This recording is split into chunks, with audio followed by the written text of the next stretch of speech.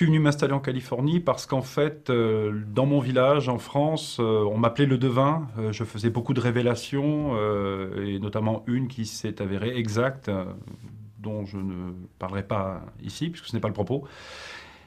Et il a fallu vraiment que je quitte le pays. Et maintenant, depuis 20 ans, je suis installé ici en Californie et je m'y sens bien.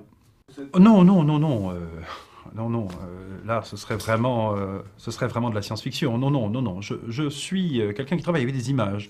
Donc là, j'ai vu un homme sur la Lune, marcher sur la Lune, arrivant avec une fusée. Voilà. Vous vous rappelez que c'était en 1950, j'avais à peine 10 ans. Donc, on a aussi l'imaginaire de son âge. Donc, une fusée, un homme marchant sur la Lune. Et je disais toujours à mes parents, on va aller sur la Lune en 1969. On va... Alors, ça les faisait rire, évidemment. Ils étaient à la fois touchés, je pense, mais ça les faisait rire. Oui, j'ai effectivement toujours des images, notamment des images très très fortes en ce qui concerne en fait l'énergie nucléaire. Voilà, puisque nous arrivons vers la fin de l'énergie du pétrole. On l'a bien vu, ce qui s'est passé là sur ces dernières années. Et donc on va vers l'énergie nucléaire. Et là, l'énergie nucléaire apportera son lot de catastrophes, notamment en URSS, où je prédis pour la fin de la décennie, avant la fin de la décennie, n'est-ce pas, une catastrophe majeure qui pourra remettre en question l'utilisation même du nucléaire. On va avoir des voitures électriques, on aura des voitures électriques, et ça très rapidement, aux alentours des années, je pense, 2000, 2000, qui est mon année hein, fétiche, 2000-2005, les voitures à pétrole n'existeront plus. On sera sur des voitures électriques. Euh, et je pense qu'on aura, si ce n'est pas commercialisé, en tout cas, trouvé la solution de la voiture volante, la voiture magnétique. Voilà. Euh, Ça, je le vois tout à fait, très clairement. C'est relativement flou. Mais en tout cas, ce qui est certain, c'est que dans la première décennie qui suivra l'an 2000, euh, l'Amérique sera attaquée. Non, non, non, non, non. Il ne s'agit pas d'une attaque à l'étranger, il s'agit d'une attaque sur le sol américain. Il s'agit là vraiment d'un nouveau Pearl Harbor. C'est un bombardement. Et je vois des villes comme Los Angeles, notamment New York, se faire bombarder, New York se faire bombarder, et ce, dans la première décennie qui suivra l'an 2000. Voilà, ça, c'est évident.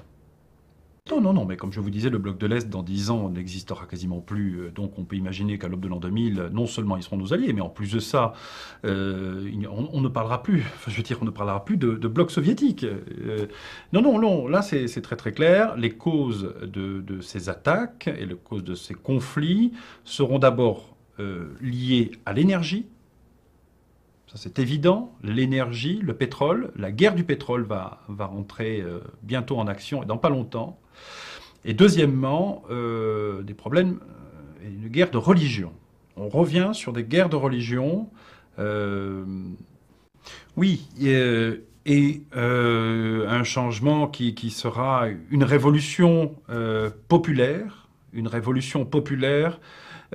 puisque le peuple américain élira entre 2005 et 2012.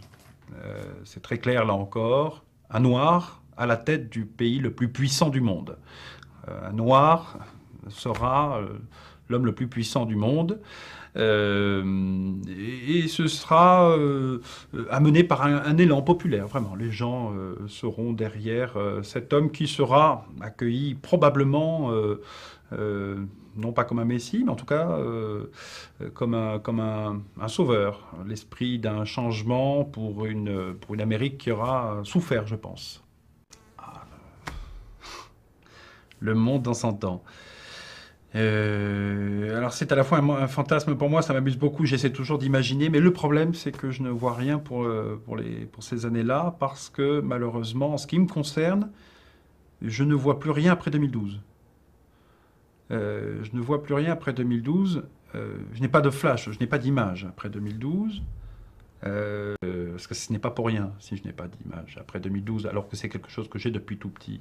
C'est soit effectivement ma propre mort, ce qui est probable, je n'exclus pas, je, je- je ne l'espère pas. Soit, parce que le problème, c'est que je vois aussi la, la rencontre, je ne sais pas comment vous dire ça, mais je vois aussi on va probablement rencontrer d'autres personnes. Oui, de rencontres, de rencontres, de rencontres extraterrestres. Voilà, le mot est lancé. Et en même temps, si vous êtes là, c'est pour qu'on puisse en parler. 2012, pour moi, c'est l'année de la rencontre. Euh, je ne sais pas s'il faut vraiment parler de formidable.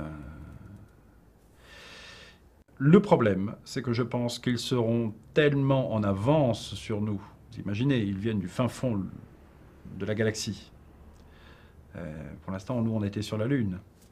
Mais heureuse, mais c'est un conflit. Vous écoutez ce que je dis. On va avoir la visite de gens qui seront bien plus puissants que nous.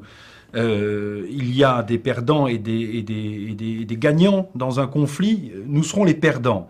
Et je peux vous assurer que si je ne vois rien après 2012, c'est pour une raison bien claire. C'est que l'humanité aura disparu. Bon, mais on va arrêter là.